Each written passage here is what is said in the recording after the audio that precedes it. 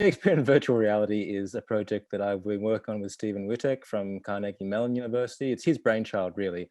Stephen has a large fellowship project on virtual reality that enabled him to go to the Blackfriars recreated theatre in Stanton, Virginia, where the American Shakespeare Center is, and to film a few scenes in that theatrical space using the 360 cameras that I think Google lent them, actually. And I knew he was interested in that.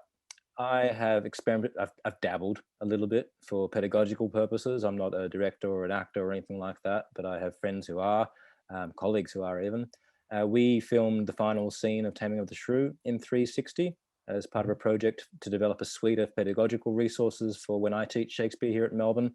We filmed the same scene 3 different ways using the Melbourne Union Shakespeare Company, which are a student group, who that year had decided to perform Taming of the Shrew in a very dark, domestic abuse focus way, I suppose, rather than anything lighthearted or slapstick.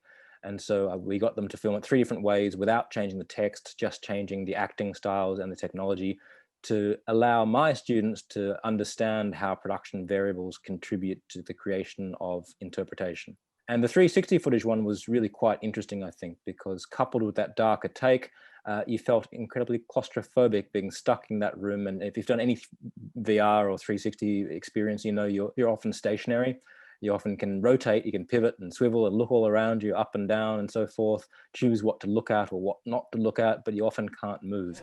So you're not so much a fly on the wall as you're right in the thick of things. And it's a very uncomfortable scene, that final monologue from Caterina, where we think she's been completely broken down and become submissive to her husband, Petruchio. She's been tamed, as per the title. So having that shot in 360 is quite profoundly discomforting. So, veil your stomachs, for it is no boot, and place your hands below your husband's foot, in token of which duty, if he please. So Stephen knew I'd done that, and so the 2 of us led a seminar at SAA on Shakespeare and virtual reality, and we now have a contract with Cambridge for their Elements series on Shakespeare and pedagogy. And we put together a series of small papers, so micro chapters, about using 360 and virtual reality technology in the classroom.